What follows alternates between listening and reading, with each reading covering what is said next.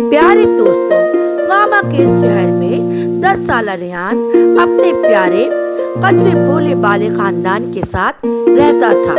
इस मौसम सरमा में खानदान ने तातीलात के लिए कई इलाकों में रिश्तेदारों से मिलने का मंसूबा बनाया, क्योंकि वहाँ बर्फबारी होती थी और बहुत कुछ देखने को था। पैकिंग और आखिरी लम्हात की तैयारियों के अफरा तफरी के दरमियान रेहान गलती से अपने आरामदेह मज़ाफ़ाती घर में पीछे रह गया। इतने सारे कज़न्स सब जाने को तैयार थे। रेहान के मम्मा उसको एक जगह कमरे में बंद करके ले जाना अपने साथ भूल गई। रेहान चूंकि बहुत बहादुर बच्चा था, उसने ये महसूस भी नहीं किया मैं घर में अकेला हूँ। उसने अकेले घर में रहने का फायदा उठाया, क्योंकि उसको पता था 2 दिन के बाद उसकी फैमिली घर वापस आ जाएगी। सबसे पहले रेहान ने अपनी गैर मुतवक्का आज़ादी का फायदा उठाया। उसने सोचा मम्मा मुझे आइसक्रीम खाने नहीं देती हैं। उसने आइसक्रीम डे मनाने का फैसला किया। सबसे बड़ा आइसक्रीम संडे बनाकर और कार्टून देखने का उसने प्लान बनाया। वो डांस करता रहा, नाचता रहा। इसकी खुशी मुख्तसर सी थी। इस शाम अपने अकेले घर में लुत्फ़अंदोज़ होने के दौरान वो मशकूक लोगों की उसने आवाज़ को महसूस किया। मशकूक लोग कुछ इस अंदाज में बात कर रहे थे कि घर में लगता है कोई नहीं है, चलो इस मौके से क्यों ना फायदा उठाया जाए। सर्दियों के दिन है, बर्फबारी होती है और लोग अपने अपने घरों में जल्दी सो जाते हैं।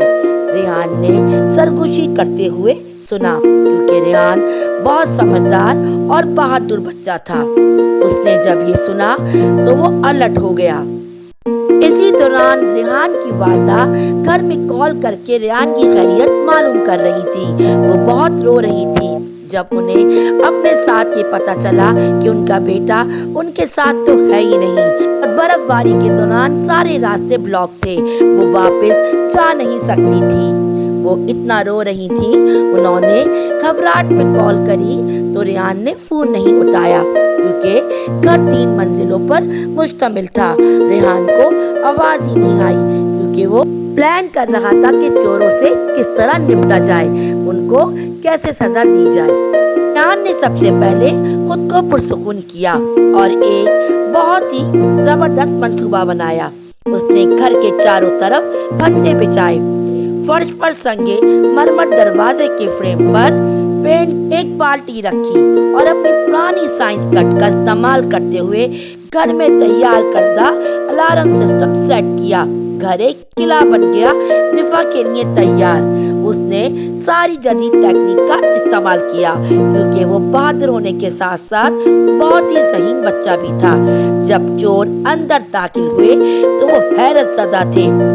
चोर फिसल गए, दलान में गिरते हुए, जबकि पेंट की बाल्टी से वो बुरी तरह भीग गए।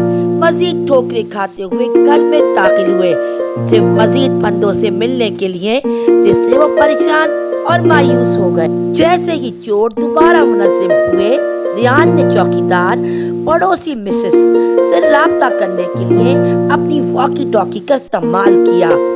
मिसेस कूपर ने सूरत हाल की संगीनी को भांपते हुए फौरन पुलिस को बुलाया। अफसरान तेजी से पहुंचे और चोर को फरार होने से पहले ही उन्होंने पकड़ लिया। कार पड़ोसन भी पहुंच गई और रेहान की आवाज सुनकर उन्हें सुकून मिला।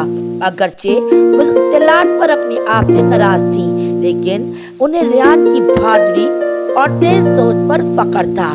जब घर वाले वापस आए, उन्होंने रेहान को महफूज पाया और घर को बरकरार रखा। उन्होंने उसे गले लगाया और हादसात के लिए माजरत की। रेहान के दिलेराना इक़दामात की खबर पूरे मोहल्ले में फैल गई और उसे बहादुर बच्चे के अवार्ड से नवाजा। सबने उसे बहुत प्यार किया और बहुत से तारीफ दिए, क्योंकि उसने अपने ही घर को नहीं, पूरे महल्ले के घरों को बचाया था। पुलिस ने भी उसे बहुत से इनामात से नवाजा और वो पूरी कॉलोनी में एक बहादुर एडवेंचर बच्चे के साथ मशहूर हो गया। और उसके बहन भाई उससे बहुत खुश थे, क्योंकि उसने घर को बहुत अच्छा रखा हुआ था।